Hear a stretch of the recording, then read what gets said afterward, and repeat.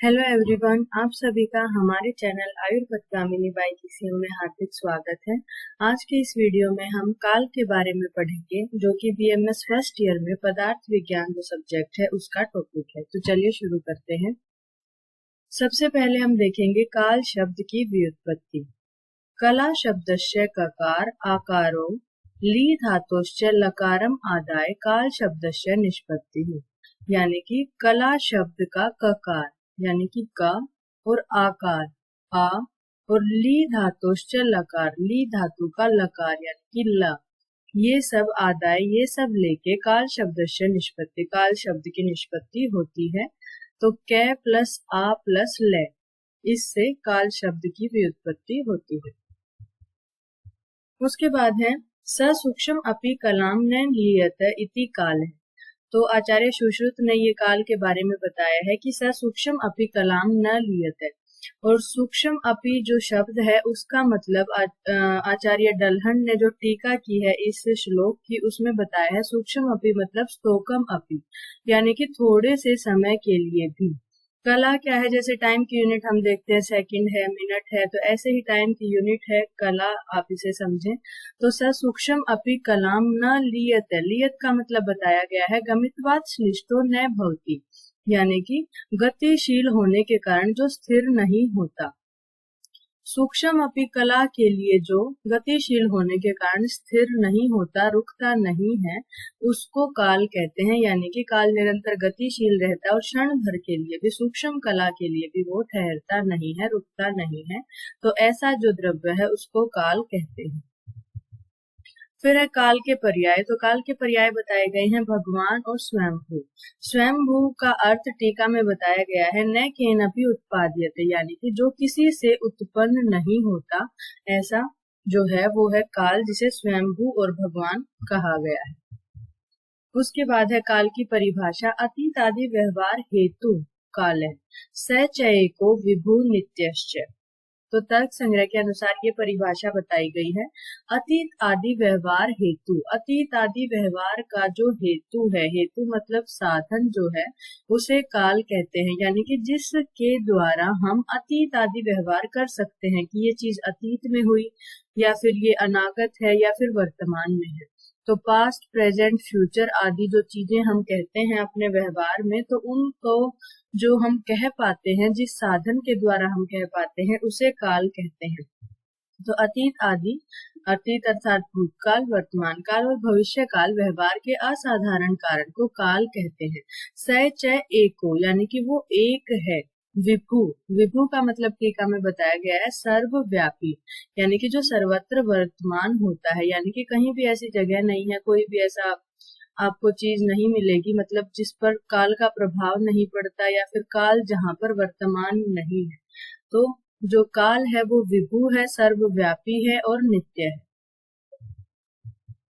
फिर वैशेषिक दर्शन के अनुसार बताई गई है परिभाषा। अपर अस्मिन परम युगपत चिरम क्षिप्रम इति काल लिंगानी, यानी कि अपर अस्मिन यानी कि यह अपर है या फिर पर है, युगपत ये चीजें दोनों साथ हो रही हैं, चिर ये देर से हुआ, क्षिप्र यानी कि जल्दी हुआ, ये सब जो व्यवहार में हम चीजें कहते हैं, तो ये सभी काल के लक्षण बताए गए हैं वैशेषिक दर्शन के अनुसार। इसको अच्छे से समझने के लिए, यह इससे छोटा है या दोनों एक साथ पैदा हुए, जैसे दो बहन भाई हम ले लें, तो कि कौन किससे छोटा है, तो इस बात का हम किस बेस पे ये डिसाइड कर पाते हैं कि कौन किससे छोटा है या इससे बड़ा है, ये काल के आधार पर ही हम डिसाइड कर पाते हैं कि जो पहले पैदा हुआ वो बड़ा होगा काल के हिसाब से, और जो बाद में पैदा होगा वो छोटा होगा। तो काल का दोनों में अंतर होगा।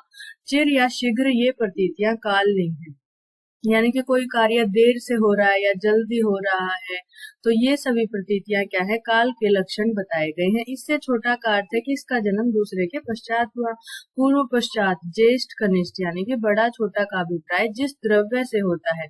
अब 9 कारण द्रव्य हमने पढ़े थे, खादि अन्य आत्मा मन काल दिशाश्च द्रव्य संग्रह, तो उसमें काल जो है वो द्रव्य आता है 9 कारण द्रव्यों में।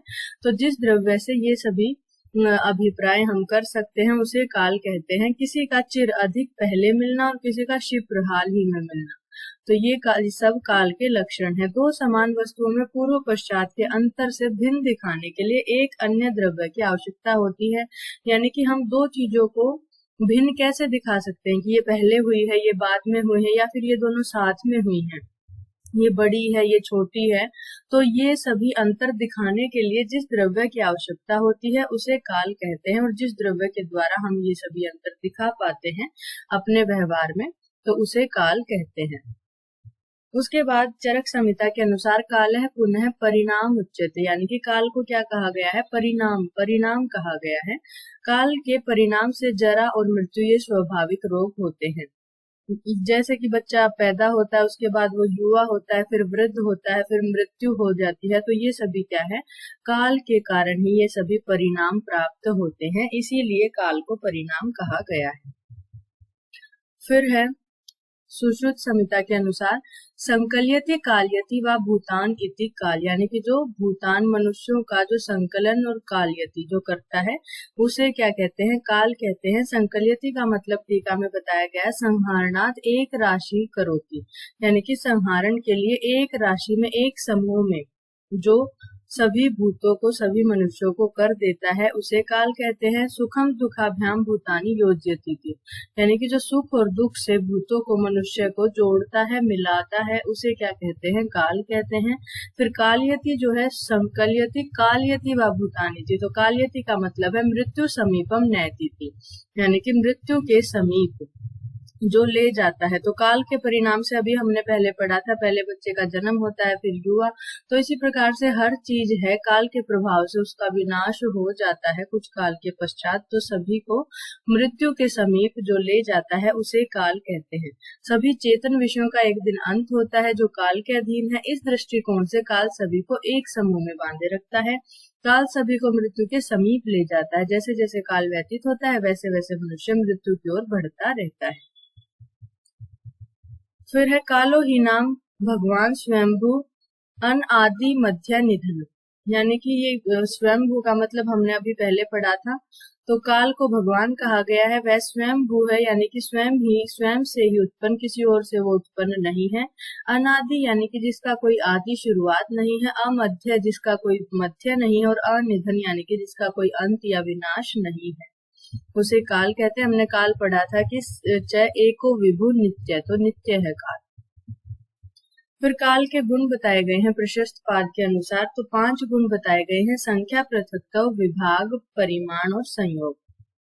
तो संख्या कैसे है काल का गुण? काल की संख्या 1 होती है। हमने पहले श्लोक में पढ़ा था सहच एको, तो काल की संख्या 1 होती है, लेकिन उपाधि भेद से काल के अनेक प्रकार होते हैं। जैसे कि हम अभी पढ़ते हैं मिनट है, सेकंड है, आवर है, डे है, मंथ है, तो ये सभी क्या है? उपाधि भेद से काल के अनेक प्रकार होते हैं, लेकिन वैसे काल एक ही है। फिर है परिमाण। तो काल विभु होता है। विभु का मतलब हमने पढ़ा था सर्वव्यापी होता है, सर्वत्र वर्तमान होता है। तो जो चीज सर्वत्र वर्तमान है उसका परिमाण क्या होगा? महत, बड़ा। तो महत जो है वो काल का परिमाण बताया गया है। फिर है पृथक्त्व। तो हमने 9 कारण द्रव्य पढ़े हैं: खादि, अन्य, आत्मा, मन, काल, दिशा। तो इन 9 को ही क्यों रखा गया? अगर काल किसी अन्य से भिन्न ना होता तो उसको एक अलग द्रव्य के रूप में नहीं रखा जाता। तो 9 कारण द्रव्यों में काल का अपना स्थान है। इसका मतलब क्या है कि वो उन 8 कारण द्रव्यों से अलग है, इसीलिए उसको एक अलग नाम दिया गया है कि ये भी एक अलग से द्रव्य है जिसको काल कहते हैं। फिर है संयोग विभाग। तो काल का भूतकाल से विभाग और वर्तमान काल से संयोग होता है, यानी कि जो चीज बहुत पहले थी उससे वियोग हो जाता है, और जिसके वर्तमान में हम जिस चीज के साथ उससे हमारा संयोग होता है। तो काल क्या करवाता है? भूतकाल से वियोग करवाता है और वर्तमान से संयोग करवाता है। इसीलिए संख्या, परिमाण, पृथक्त्व, संयोग और विभाग काल के गुण बताए गए। फिर है काल के भेद।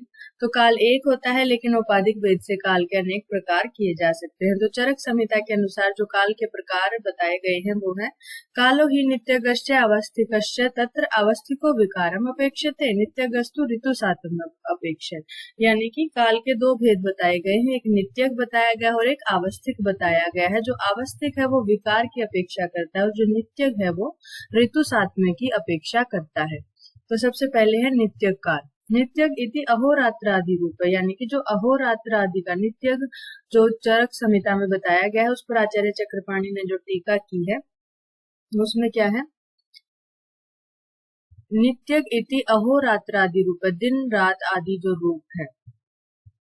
तो चक्रपाणि टीका में बताया गया है कि नित्य का मतलब है अहोरात्र आदि रूप, क्षण दिन रात माह वर्ष इत्यादि रूप में जो काल जाना जाता है उसे नित्य काल कहते हैं।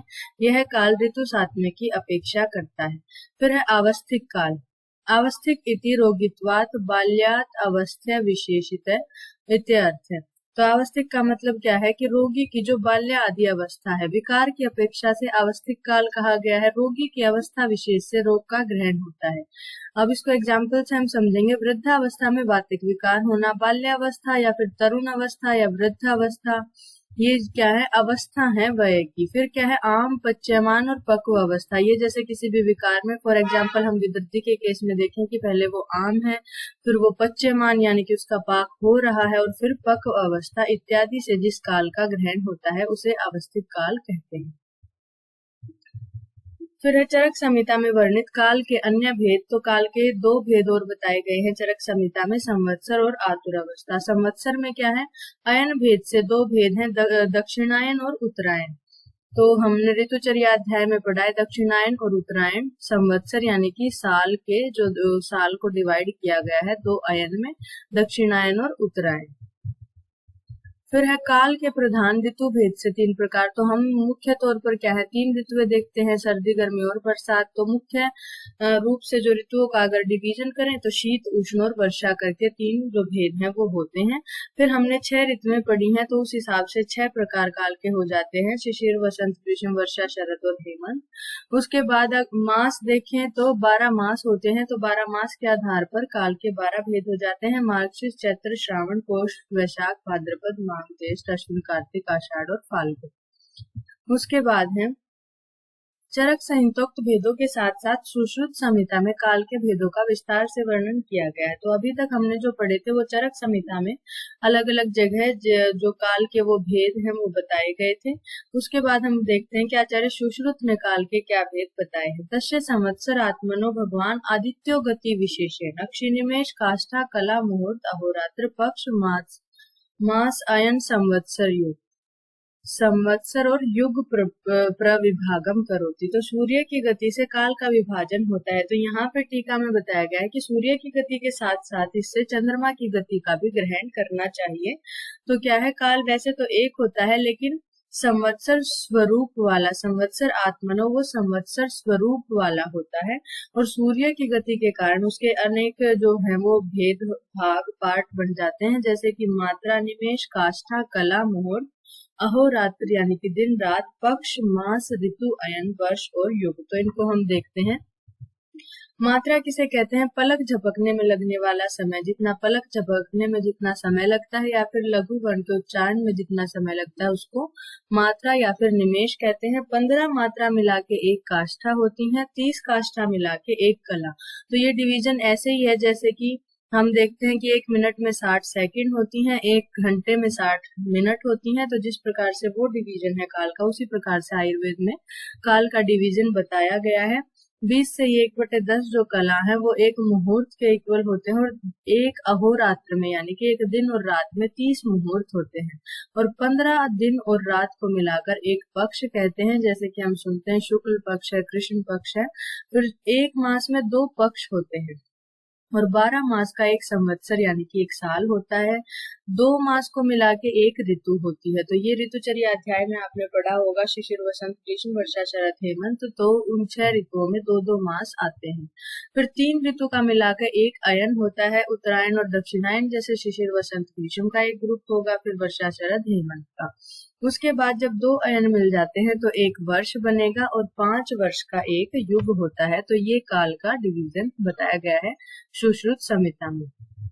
फिर हम देखते हैं कि काल पढ़ने का चिकित्सीय महत्व क्या है, हम क्यों काल को पढ़े, चिकित्सा में इसका क्या महत्व है।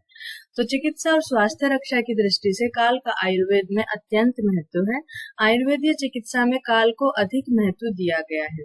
जैसे कि हम पढ़ते हैं दिनचर्या, ऋतुचर्या, आहार, औषध, पंचकर्म सभी काल पर निर्भर करते हैं। तो कैसे करते हैं? जैसे दिनचर्या है तो उसमें ब्रह्म मुहूर्त में उठना बताया गया, उसके बाद क्या करना है, तो वो सभी सारी चीजें जो बताई गई हैं वो काल के अनुसार ही बताई गई हैं। ऋतुचर्या है तो इस काल को ये ऋतु कहते हैं, तो इसमें ये आहार विहार करना चाहिए, ये सभी जो है वो काल के आधार पर ही बताया गया है। उसके बाद है आहार। तो आहार, इस समय पर आहार खाना चाहिए, इतने समय के बाद आहार का पाचन होता है, तो उससे पहले खाया गया आहार अध्यशन होगा। तो ये सभी जो है वो डिवीजन वो काल के आधार पर ही बताई गई हैं। फिर औषध सेवन काल भी बताए गए हैं। पंचकर्म भी काल के अनुसार होता है, जैसे कि वमन है वो कफ के काल में होगा, विरेचन है वो पित्त के काल में होगा। तो सभी चीजें काल पर ही निर्भर करती हैं। उसके बाद है स्वास्थ्य रक्षण की दृष्टि से दिनचर्या और ऋतुचर्या का महत्व। तो आयुर्वेद का प्रयोजन बताया गया है, स्वस्थस्य स्वास्थ्य रक्षणम और आतुरस्य विकार प्रशमनम। तो स्वस्थ को स्वस्थ रखने के लिए दिनचर्या और ऋतुचर्या बताई गई है कि मनुष्य यदि दिनचर्या और ऋतुचर्या को फॉलो करता है तो वो अपने स्वास्थ्य को बनाए रख सकता है। काल प्रभाव के अनुसार इन दोनों का वर्णन किया गया है। फिर है रोग निदान की दृष्टि से षट क्रिया काल भी महत्वपूर्ण। तो षट क्रिया काल जो है संचय, प्रकोप, प्रसर, स्थान, संशय, व्यक्ति, भेद, तो ये जो बताए गए हैं वो भी डिजीज की सीवियरिटी बताते हैं, कितने काल तक अगर उसका ट्रीटमेंट किया तो वो ठीक है, फिर उसके बाद दोषों की ये स्टेज होगी। तो उस मतलब सीवियरिटी जो है वो डिजीज की बढ़ती जाएगी। अगर आखिर तक हम जो है चिकित्सा नहीं करेंगे तो उपद्रव उत्पन्न हो जाएंगे। दोषों का संचय, प्रकोप आदि काल के ही अधीन होता है। तो हम पढ़ते हैं कि किस ऋतु में कौन से दोष का संचय होता है, प्रकोप होता है और प्रशम होता है। तो ये टेबल बताई गई है।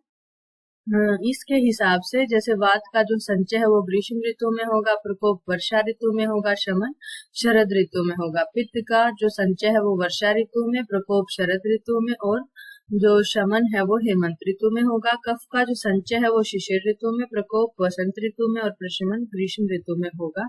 तो ये सभी क्या है, डिवीजन काल के आधार पर ही बताई गई है। फिर है चिकित्सा निर्धारण में अवस्थिक काल के अनुसार दोष विचार भी आवश्यक है। तो अवस्था जैसे कि हमने पढ़ी थी, बाल्यावस्था, तरुण अवस्था, वृद्धावस्था, तो उसमें कौन से दोष की प्रधानता होती है उसको भी हमें माइंड में रख के चिकित्सा करनी होती है कि जो बाल्यावस्था है उसमें कफ की प्रधानता मिलती है, वृद्धावस्था में वात की प्रधानता मिलती है।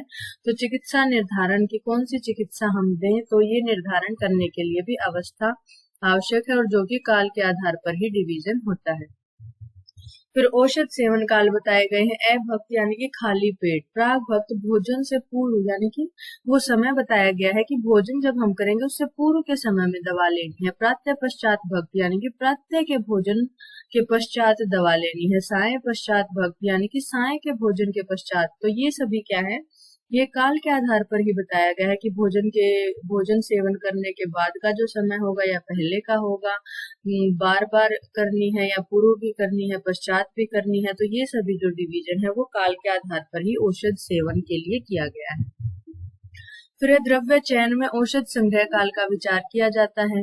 द्रव्यों का संग्रह पुष्य, अश्विनी और मृगशिरा नक्षत्र में करने के लिए कहा गया है। तो एक पर्टिकुलर नक्षत्र बताया जाता है कि इस नक्षत्र में इस चीज का संग्रह करना चाहिए। तो ये सभी क्या है, डिवीजन काल के आधार पर ही हम डिसाइड करते हैं कि उस काल में वो चीज वीर्यवान होती है तो इसलिए उसका ग्रहण करना चाहिए। जैसे कि शाखा व पत्र का ग्रहण वसंत और वर्षा ऋतु में बताया गया है। तो ये क्यों बताया गया है, क्योंकि जो अपना वो पूर्ण पोटेंसी के साथ जो चीजें हैं शाखा और पत्र वो उसी ऋतु में पर्टिकुलर होती हैं, तो उसी में उनको ग्रहण करना बताया गया है। तो ये काल के प्रभाव के आधार पर ही है। फिर मूल का ग्रहण जैसे ग्रीष्म व शिशिर ऋतु में करना चाहिए, सार का हेमंत में, पुष्प व फल यथा ऋतु यानी कि जिस ऋतु में उत्पन्न होंगे उसी ऋतु में उनका ग्रहण करना चाहिए। तो ये काल के आधार पर ही सब बताया गया है। तो ये काल के प्रभाव की महत्वता को दर्शाता है। फिर है व्याधि की साध्यता में भी काल का विचार किया जाता है। जैसे कि 3 वर्ष पुराना अर्जित असाध्य हो जाता है, तो ये क्या है, 3 वर्ष यानी कि ये भी क्या है, काल है कि इतने काल के बाद वो अर्जित असाध्य हो जाएगा। नया तमक श्वास साध्य होता है, दीर्घकालिक रोग असाध्य हो जाते हैं। तो ये क्या है, काल के आधार पर ही डिवीजन बताई गई है। फिर है व्याधि के लक्षणों में भी काल का प्रभाव पड़ता है। जैसे कि वातज शोथ दिवा बली होता है, यानी कि दिन में बलवान। तो वातज जो शोथ है वो दिवा बली होगा, दिन में बढ़ने वाला होगा। कफत शोथ रात्रि बली होगा, रात्रि में बढ़ेगा। तो ये क्या है, उसकी काल के आधार पर हमें दोष का पता लगेगा कि ये कौन से दोष की प्रधानता है। निशा काल में श्वास रोग में वृद्धि होगी। भोजन के जीर्ण होने पर वातज गुल्म के में शूल में वृद्धि होगी। तो जब खाना पच जाएगा उस समय में वातज गुल्म के शूल में पेन में वृद्धि होगी। तो ये सभी क्या है, काल का ही प्रभाव बताया गया है। आहार सेवन में भी काल का विचार करने के लिए कहा गया है। फिर है रोगों के त्रिविध कारणों में काल परिणाम का विचार आया। जैसे कि हम पढ़ते रोगों के त्रिविध कारण, असात्म इंद्रियार्थ संयोग, प्रज्ञापराध और परिणाम। तो हमने पढ़ा था, आचार्य चरक ने कहा है काल है पुनः परिणाम उच्यते। तो परिणाम वहां पर भी आया है। फिर ज्वर की सामता और निरामता, नवीनता और जीर्णता काल पर ही निर्भर करती है कि जीर्ण हो गई है व्याधि, या नवीन है, या फिर सआम है, या फिर निराम है। तो ये सभी काल के आधार पर ही होती हैं। और जो ट्रीटमेंट भी फिर उसी हिसाब से होती है कि साम ज्वर की अलग होगी, निराम की अलग होगी, जीर्ण ज्वर की अलग होगी। तो ये सभी चीजें काल पर ही निर्भर करती हैं। फिर जनपदोध्वंस जो हम पढ़ते हैं, जनपदोध्वंस के 4 कारणों में सबसे प्रमुख कारण क्या है, काल है। तो 4 कारण होते हैं जनपदोध्वंस के, वायु, जल, देश और काल। जनपदोध्वंस यानी कि जनपद के जनपद ध्वंस हो जाना, नष्ट हो जाना। तो वो क्यों होते हैं कि यदि वायु दूषित हो जाए, जल दूषित हो जाए, देश दूषित हो जाए और काल दूषित हो जाए। तो सबसे प्रमुख इसमें क्या बताया गया है कि जब काल दूषित हो जाए तो वो सबसे सीवियरिटी वाली स्टेज हो जाती है। तो ये जो पैटर्न है वायु, जल, देश, काल, इनकी प्रधानता के आधार पर ही बताया गया है। तो जनपदोध्वंस के 4 कारण जो बताए गए उसमें से भी सबसे मुख्य क्या है, काल। फिर है काल का प्रभाव औषधियों पर भी पड़ता है। 100 वर्ष पुराना घृत काल के प्रभाव से कफवात नाशक हो जाता है, बल्य, चक्षुष्य और मेथ्य हो जाता है। तो जो घृत 100 वर्ष तक रखा रहेगा उसके बाद काल के प्रभाव से उसमें ये गुण उत्पन्न हो जाते हैं कि वो कफ और वात का शमन करने वाला हो जाता है, बल देने वाला, नेत्रों के लिए हितकारी और मेथ्य हो जाता है। तो ये सभी क्या है, काल का प्रभाव औषधियों पर पड़ता है।